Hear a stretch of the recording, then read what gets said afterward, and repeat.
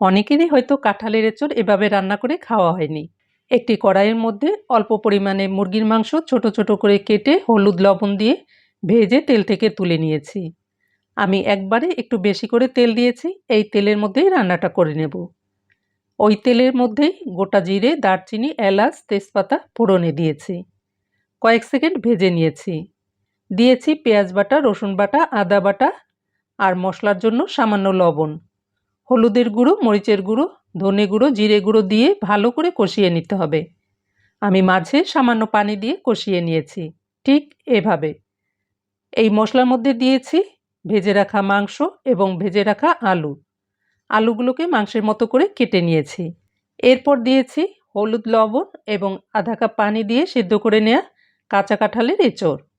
Pressure কুকারে 2টি whistle দিয়ে নিয়েছি। আমি পানিটা সহই এর মধ্যে দিয়ে দিয়েছি। নেড়েচেড়ে মিশিয়ে নিয়েছি। তারপর ঢেকে দিয়েছি।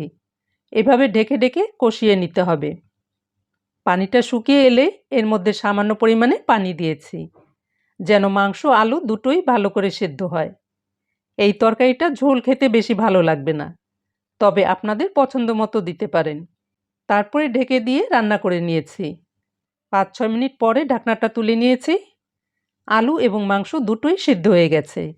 এই পর্যায়ে দিয়েছি ভাজা জিরে গুঁড়ো এবং সামান্য চিনি। ভালো করে মিশিয়ে নিয়ে নামিয়ে নিয়েছি দুর্দান্ত স্বাদের কাঁঠালের এঁচড়। অবশ্যই ট্রাই করবেন।